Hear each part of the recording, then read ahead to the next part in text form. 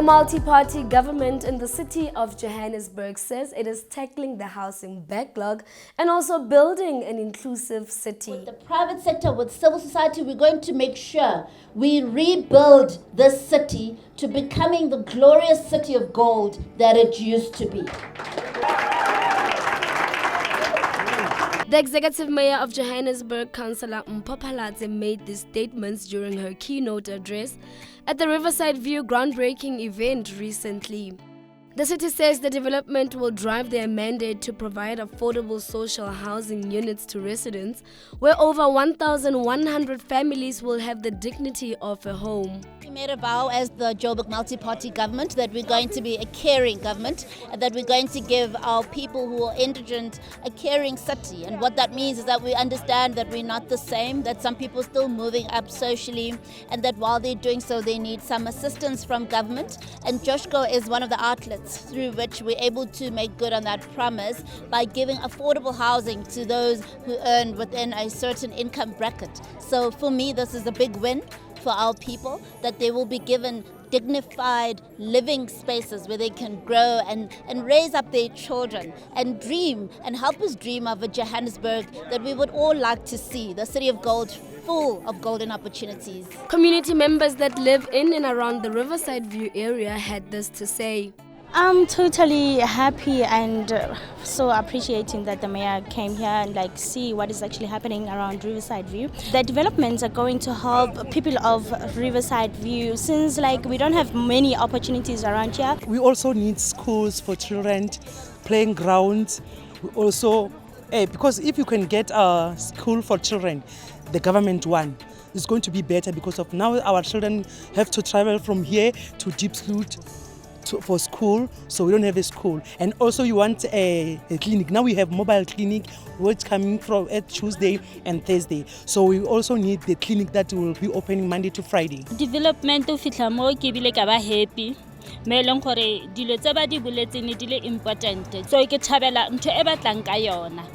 Le go tla gore fa mosebetsi. Se ne ke se khopela fela gore mo mosebetsing o tlang es re le baduli ba Riverside ba Ward 96. The city also stated that the Johannesburg Social Housing Company is doing important work in building the city and making it a home for all its residents. We took a decision that Joshko must have developments in all regions in the city of Johannesburg. So we are doing that, Executive Mayor, because we've come to realize that not everyone qualifies for RDP giveaway houses. We've done that because we have realized that not everyone qualifies for bonded houses. Remember, this is going to absorb people that are working, that have an income, those that cannot qualify for an RDP because they fall above the threshold, and those that cannot afford to pay for a bond because they fall below the threshold of the bond, and they are called the missing middle. So it is going to absorb those. There's a lot of those people that are staying here who are working but they can't qualify for RDPs. They end up now renting from somebody who's a beneficiary of RDPs. This will come in handy for them. They'll be able to benefit, and it will even reduce, the issue of overcrowding in the RDPs, because when you move people from Diepsloot, they are likely to be staying in 4 or 5s in a shack. So when they come here, when one person benefits, it comes along with the family. So if you've got Joshko here, which is going to be a social housing, some of them will then be able to be shared to another area, which is Joshko, where they'll be able to afford to pay the rent. Today we are trusting you. We're going to invest in you, in your lives, in the lives of your children, and we trust you to take good care of the infrastructure that we bring here.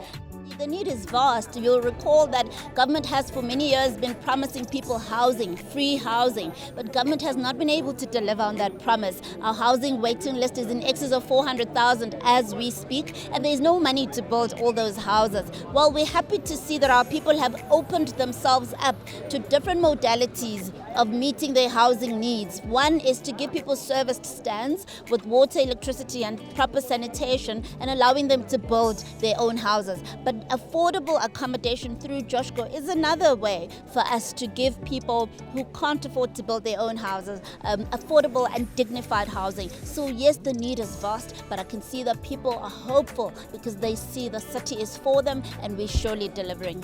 This marks the first phase of the project for the next 3 financial years. MMC Mabaso added that the need to provide people with affordable housing was equally as important as for them to pay their rent on time. The reality is that Joshco is a social housing institution. We are accredited through Cllr, and one of the requirements is a rental collection. So if we don't collect, then we will forfeit our accreditation. But second to that, we need to maintain our facilities. So if we don't collect, we won't have money to maintain our facilities.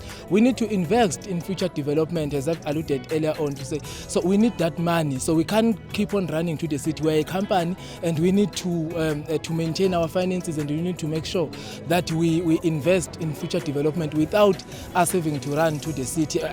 We know that we shouldn't be driven by profit, but the reality is that as a company, we need to sustain ourselves, and we cannot wait for the city to bail us out whenever we have financial challenges.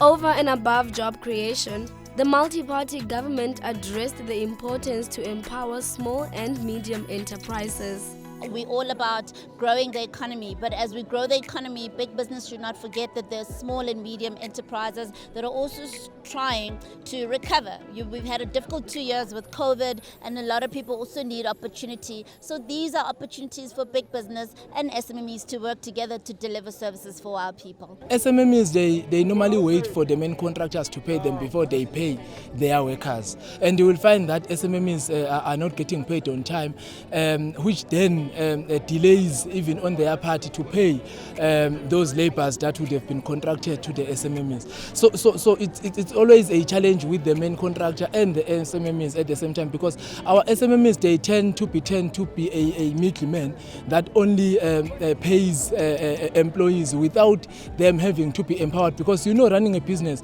it's not only about asking people to be on site from 9 a.m. to 4 p.m. There is a lot, and we expect our main contractors to educate our SMMEs about how the businesses are being managed and how to run the business, and that speaks to the empowerment. It interrupts the progress of all the projects that we are implementing. Hence, we saw the need that we need to intervene. Our stakeholder managers are on the ground. Even the stakeholder manager from the office of the MMC is also on the ground, making sure that we attend to all those issues on a daily basis. And today we are committing to you that we're going to restore the shine in the city of gold.